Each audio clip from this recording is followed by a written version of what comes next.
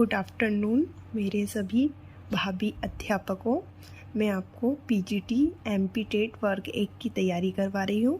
तो कल हमने फंक्शन पढ़ा था और आज हम पढ़ रहे हैं टाइप्स ऑफ फंक्शन।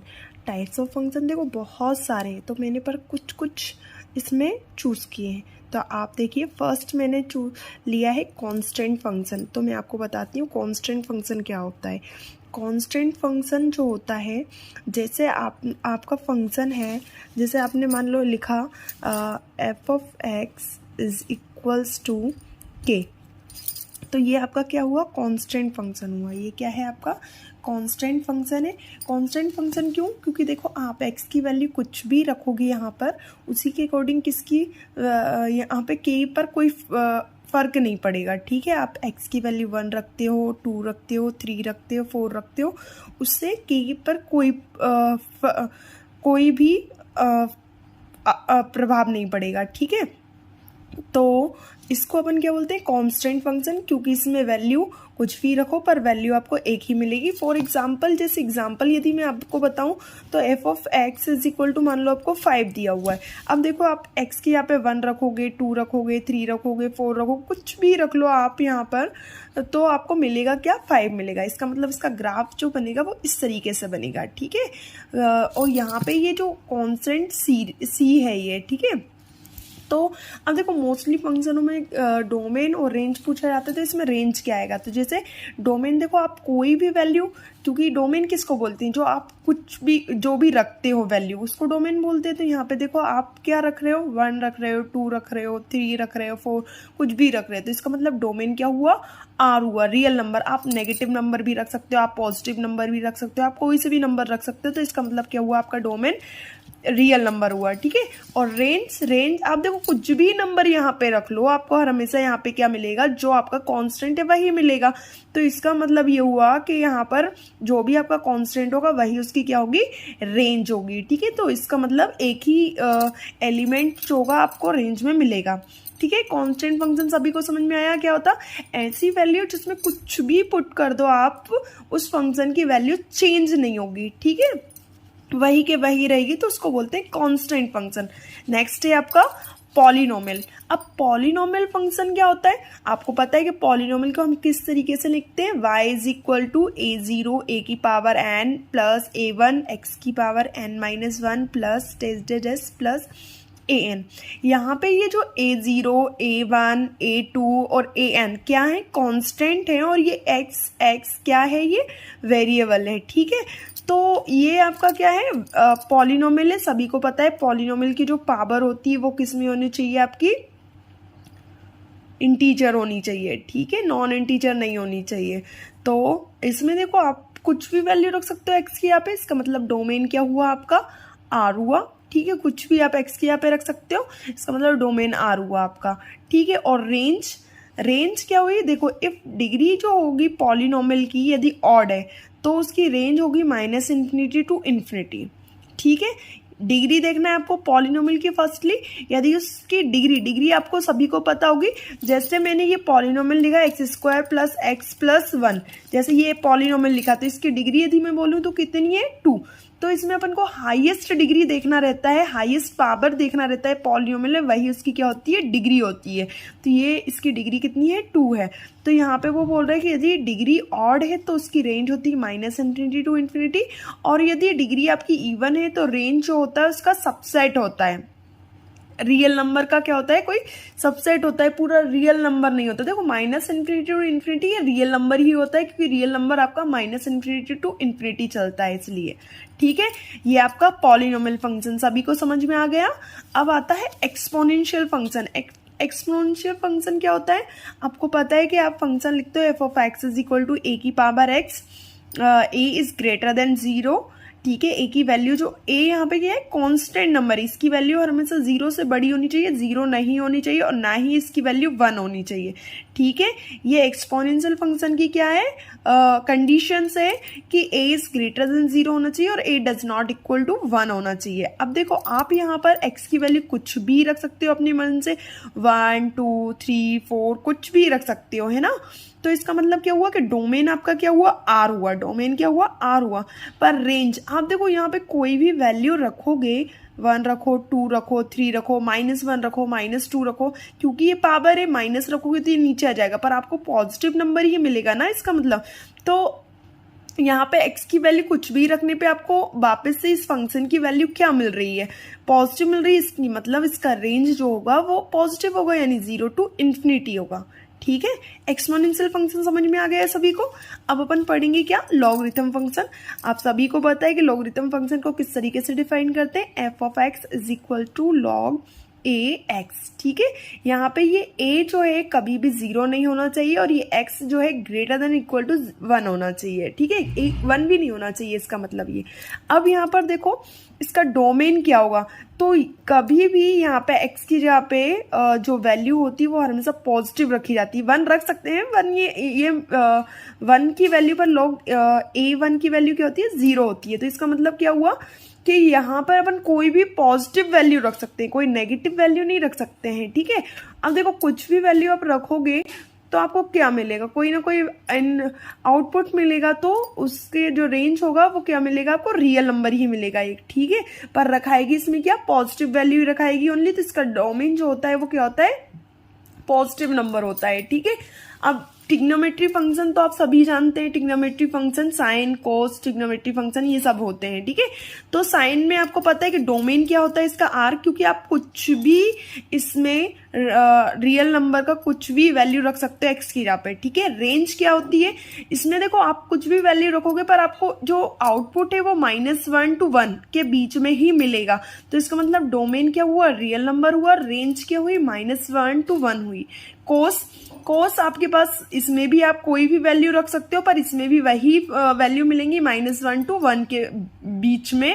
ये देखो ये क्लोज इंटरवल लगा हुआ है, क्लोज इंटरवल का मतलब होता है कि ये वैल्यू को भी इंक्लूड करना है इसमें। ठीक है, अब इसके बाद देखो tan x में क्या होता है कि r -2n + 1 / 2π। अब ऐसा क्यों है, क्योंकि देखो साइन tan को आप किस तरीके से लिखते हो, sin θ / cos θ लिखते हो आप।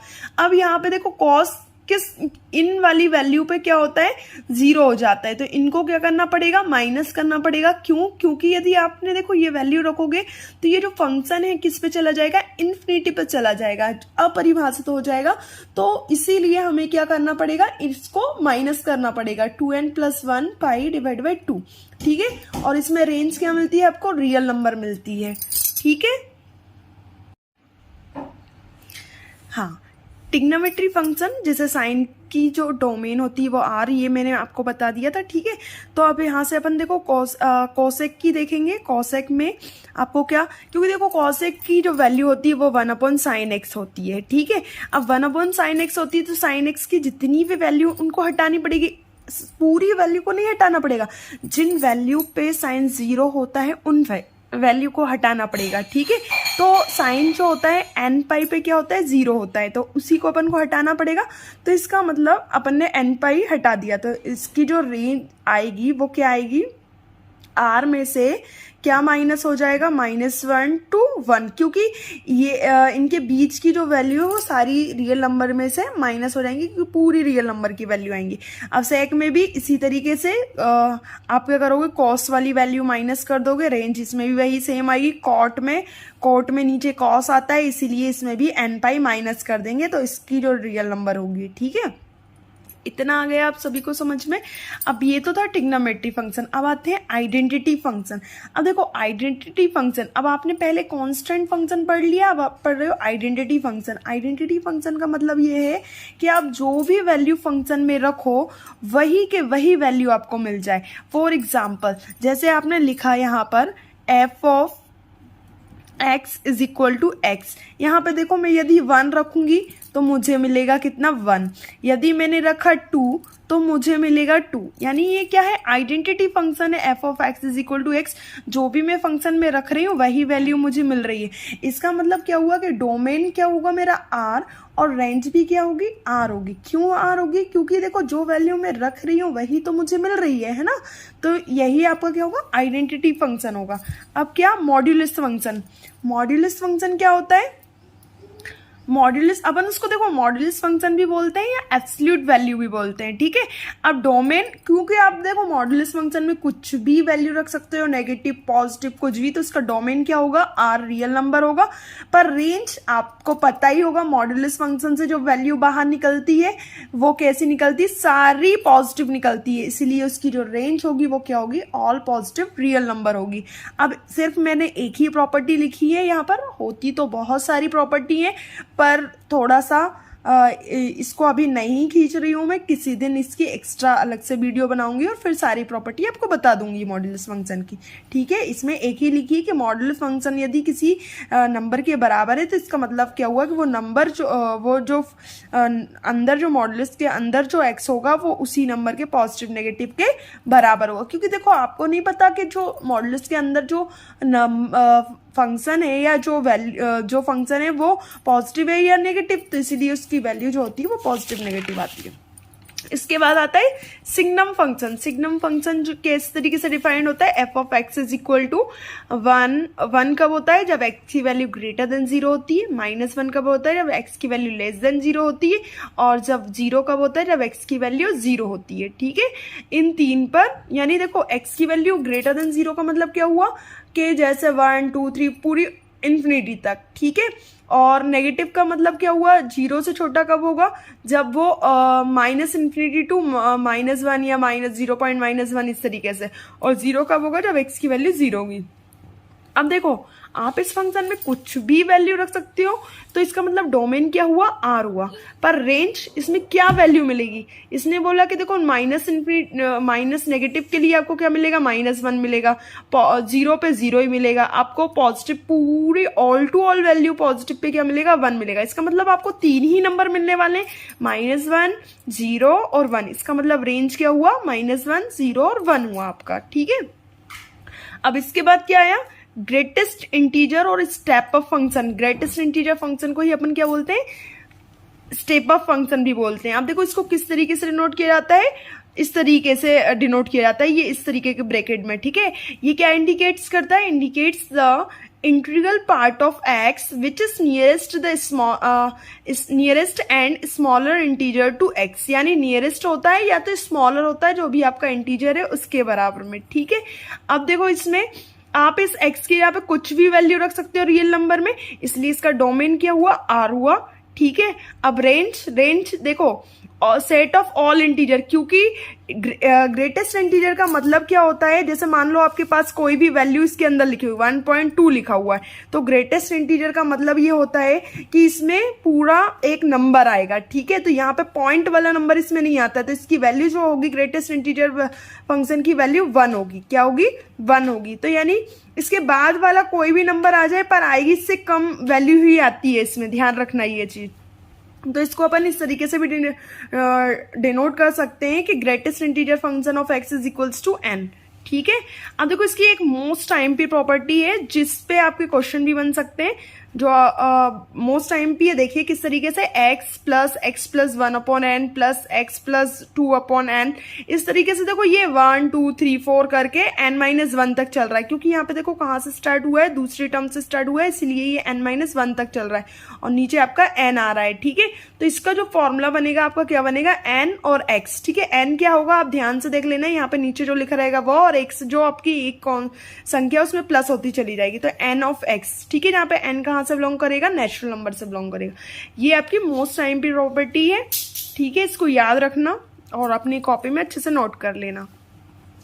अब आता है फ्रैक्शनल पार्ट ऑफ फंक्शन, ठीक है। फ्रैक्शनल पार्ट क्या होता है, जिसे आप डिनोट करते हैं इसको y is equal to curly bracket में x, it indicated functional part of x, ठीक है। इसको अपन किस तरीके से और लिख सकते हैं, जो आपका x है उसमें से आप ग्रेटेस्ट इंटीजर फंक्शन माइनस कर देंगे, ठीक है।